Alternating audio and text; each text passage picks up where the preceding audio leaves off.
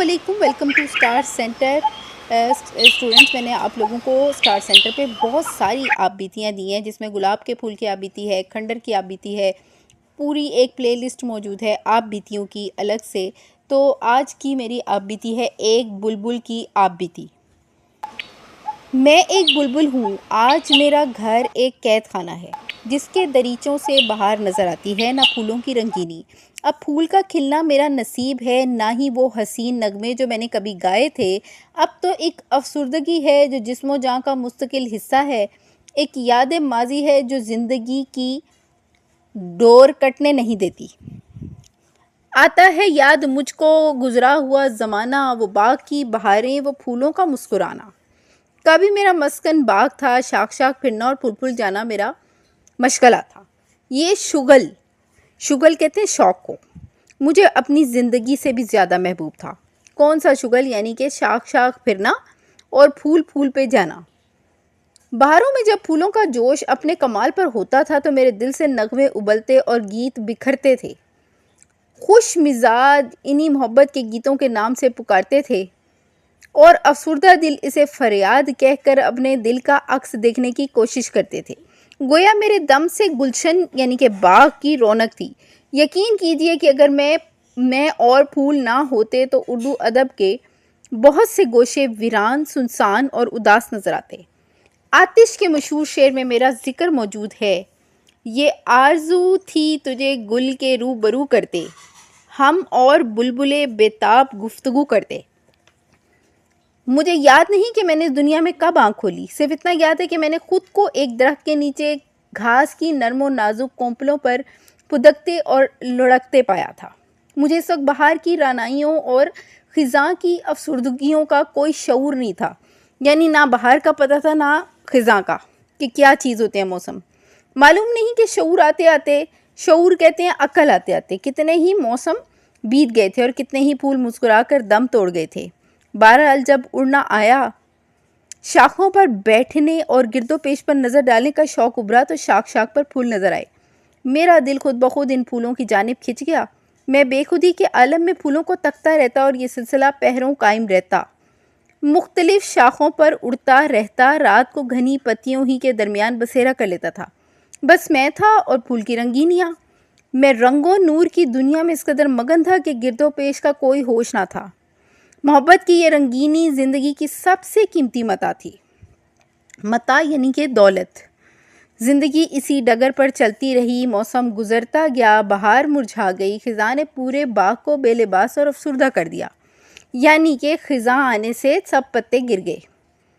فنا ہے حسن کو، دولت کو، زندگانی کو، یعنی تینوں چیزوں نے فنا ہونا ہے، اس شعر کے مطابق ختم ہونا ہے۔ جہاں میں تو نہ کوئی باغ بے خزاں دیکھا۔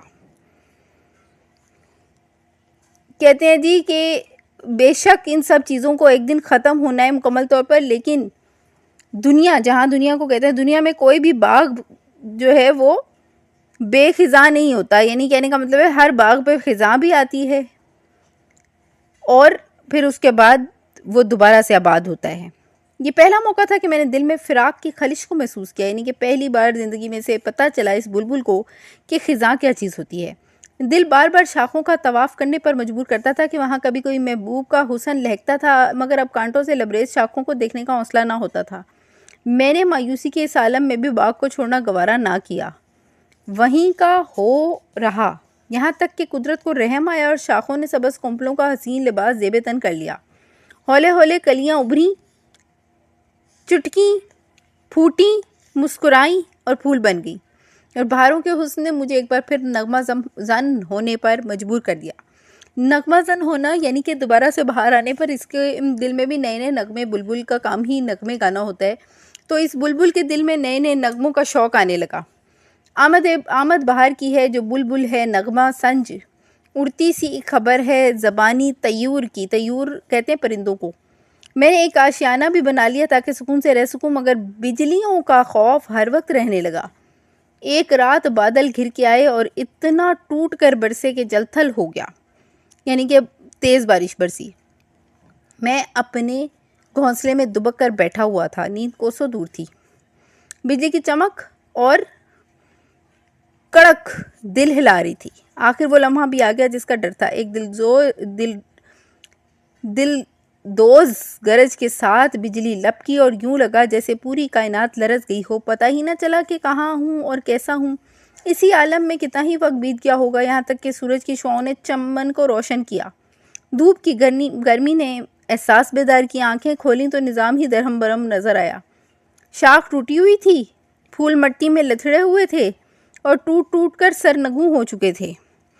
کئی پرندے جان ہار گئے تھے اور پورا باغ عالم بہار میں بھی ویرانہ سا لگتا تھا۔ میں نے زخمی جسم کو سہلایا اور آشیانے کی تعمیر کے لیے پھر سے تنکوں کو یکجا کرنا شروع کر دیا، یعنی گھونسلہ بنانے کے لیے۔ مایوسی نے گھیر رکھا تھا اور دل پھر کسی بے نام خوف سے لرز رہا تھا۔ شہر کیسا خطر لگتا ہے، اپنے سائے سے بھی ڈر لگتا ہے۔ خدا خدا کر کے آشیانہ بنا اور سکھ کا سانس لیا، اور اس بار پھر بہار آئی اور میری دنیا ایک بار پھر مہک اٹھی۔ میری نفسیاتی کیفیت عجیب و غریب تھی۔ میں نے زندگی کا زیادہ عرصہ پھول کے روبرو گزارنا چاہا تھا اور یوں محسوس ہوتا تھا کہ زندگی کا عرصہ بہت کم رہ گیا ہے۔ پھول کے پاس باغ کا وجود بھی مجھے گوارا نہ تھا، یعنی کہ مالی جو آ کر دیکھ بھال کرتا ہے پھولوں کی، اس کا بھی ہونا مجھے اچھا نہیں لگتا تھا۔ جو بھی پھول کی جانب تکتا، میرے دل میں حسد کا جذبہ ابھرتا۔ میں اس کو روکنے اور ٹوکنے کے ہزاروں جتن کرتا، مگر وفا اور محبت کی زبان سمجھنے والا کون ہے؟ کچھ کہہ نہ سکے اہل وفا اہل جہاں سے، واقف تھا یہاں کون محبت کی زبان سے۔ وقت گزرتا جا رہا تھا۔ ایک دن میں نے زمین پر کچھ دانے بکھرے دیکھے اور کچھ پھول بھی ادھر ادھر پڑے ہوئے تھے۔ میرے دل میں آرزو نے کروٹ لی۔ میں دانوں اور پھولوں کی جانب ایسا لپکا کہ اس کے بعد اڑ نہ سکا۔ وہ تو ایک دھوکہ اور ایک دام تھا جس کا میں شکار ہو چلا تھا۔ میری نرم و نازک ٹانگیں صیاد، یعنی کہ قید کرنے والا شخص، کی بے رحم گرفت میں تھیں۔ اس نے مجھے پنجرے میں ڈال دیا۔ میں نے چمن کو افسردہ نگاہوں سے دیکھا۔ صیاد کے ظلم و ستم کی انتہا دیکھی۔ اس نے میرا پنجرہ عین چمن کی دیوار کے پیچھے رکھ دیا کہ میں باغ کو بھی نہ دیکھ سکا تھا۔ صیاد پنجرے میں دانہ باقاعدگی سے رکھتا تھا، مگر میرا دل تھا کہ تڑپ رہا تھا۔ میں دانے پانی کی طرف آنکھ اٹھا کے بھی نہ دیکھتا تھا۔ کاش صیاد، یعنی کہ مجھے قید کرنے والا، میری زبان سمجھتا۔ میں تو بس گلہ ہی کر سکتا ہوں۔ بلبل کو باغباں سے نہ صیاد سے گلہ، قسمت میں قید تھی لکھی فصل بہار میں۔ بس اب میں ہوں اور